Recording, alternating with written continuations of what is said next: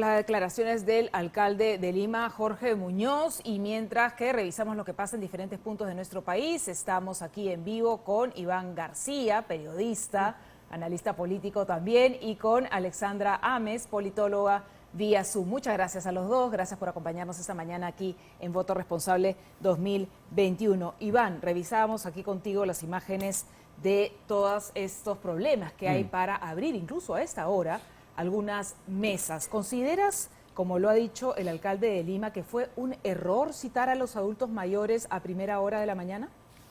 Sí, gracias Rosana, gracias Marisol por la invitación. Creo que ha sido un error organizativo de parte de OMPE haber organizado el voto para el adulto mayor entre las 7 y las 9 de la mañana.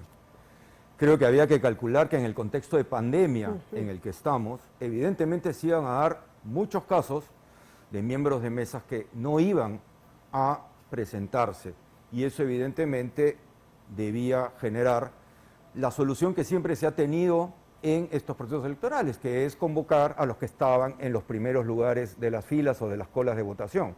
Evidentemente, si a quienes tienes entre 7 y 9 de la mañana son adultos mayores, no había cómo solucionar el problema de la mesa. Miren, en Chile, el año pasado, el plebiscito chileno, llamado Voto Seguro, estableció el horario de votación para adultos mayores entre 2 y 5 de la tarde. Claro. Ese es un ejemplo, creo que debió ser atendido por la Oficina Nacional de Procesos Electorales para, evidentemente, replicarlo en el Perú. Chile tuvo la experiencia en el caso del plebiscito del año pasado, como acabo de señalar, y la votación para adultos mayores fue entre 2 y 5 de la tarde, previendo precisamente situaciones como las que hemos estado viendo el día de hoy en la mañana. Así es. Y tenemos que ver también el tema del ausentismo, aunque hasta el momento no hay ninguna cifra al respecto. Lo que se estaba hablando era respecto a los temas de la instalación de mesas, ¿no es cierto? Pero todavía no respecto al ausentismo, que por la pandemia podría darse. Y esto no sería una buena noticia.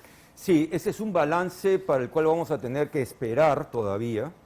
Evidentemente, el ausentismo puede haberse incrementado en esta votación.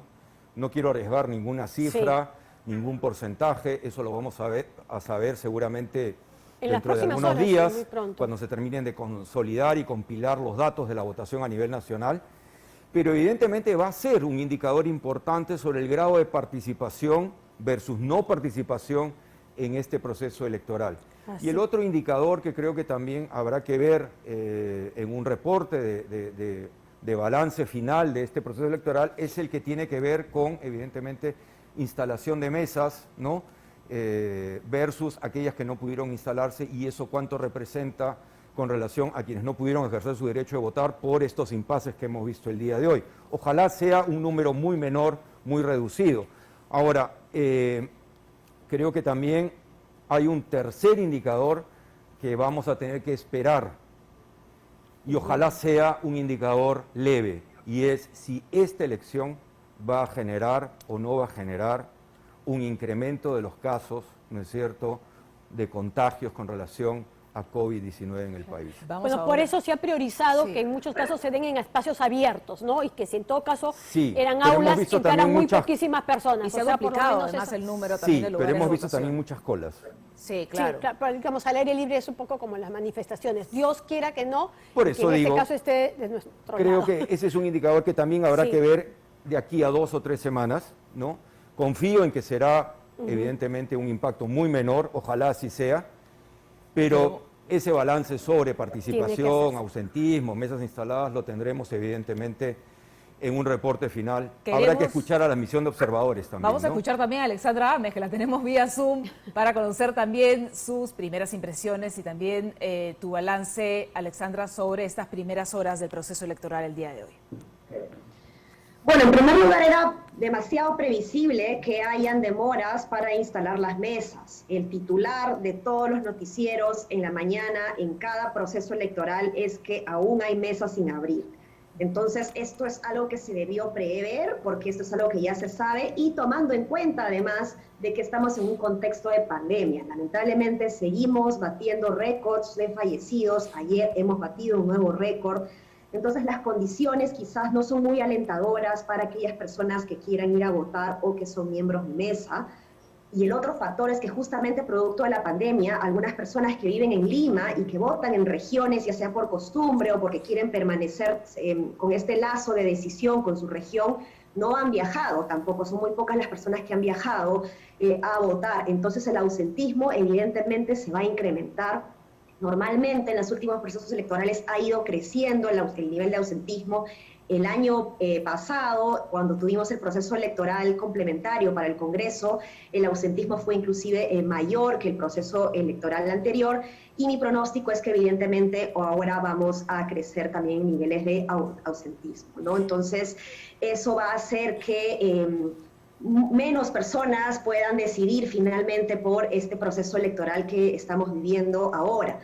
Y por el contrario, sí me gustaría felicitar y agradecer a todas las personas adultos mayores y en situación de riesgo para el COVID, que aún así se han acercado a votar pese a que no estaban obligados a hacerlo. Ha sido muy valioso verlos haciendo cola. Ha sido lamentable que los miembros de mesa no hayan podido estar a tiempo para atender a estas personas que no estaban obligadas a votar, pero que aún así querían ejercer su deber ciudadano y su derecho también, por supuesto, ¿no? Entonces, también ha sido alentador que de manera improvisada se activen ciertas redes sociales para convocar a jóvenes voluntarios y poder terminar de abrir las mesas.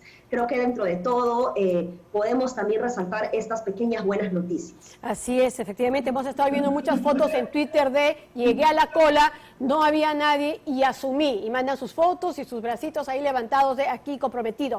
O sea, siempre hay que ver efectivamente esas dos partes, ¿no? De todas las historias. Alexandria Almes, que además es de la Escuela de Gestión Pública, era importante, me gustaría conversar contigo respecto a lo que significa este ausentismo en sus efectos. Y efectivamente, como tú decías, uno de los mayores porcentajes se dio en la última elección para el Congreso, al punto que cuando ya se arma todas las bancadas, esta es prácticamente sobre la base de lo que es un 40%, porque se tienen que eliminar incluso a los que no pasan la valla, y eso termina afectando el nivel de representatividad, que es el que luego todos los ciudadanos terminan quejándose. No sé si podrías ampliarnos un poco más eso. Sí, efectivamente, para hacer una comparación con el proceso presidencial anterior, por ejemplo, los dos candidatos que pasaron a segunda vuelta lo hicieron con una intención de voto del 50%. Ahora probablemente, como van a las encuestas, como hemos ido viendo, como han estado viendo las encuestas, no vamos a llegar a ese nivel de participación con las dos primeras personas que logren pasar a segunda vuelta, y sumado además a que esta población reducir, ¿no? Entonces, esto sin lugar a dudas es preocupante para una democracia, porque de lo que se trata en una democracia es que la mayoría decida, y no estaríamos teniendo esto. La consecuencia, además de esto, de manera paralela, es que el Congreso va a estar muy fragmentado en pequeños partidos, en pequeñas cantidades de partidos políticos que pueden ser muy diversos, por lo que va a ser sumamente necesario que quien gane quien gane, tiene sí o sí que generar una estrategia seria de consensos para poder asegurar la gobernabilidad que todos necesitamos en un momento tan difícil. Así es. Vienen momentos difíciles, sí. Iván. Vienen momentos muy difíciles. Creo que lo que Alexandra señala está de alguna manera ya en el monitor o en el radar a partir de lo que hemos podido ver en estos últimos días con respecto al curso de las intenciones de votación tanto para presidente como para Congreso.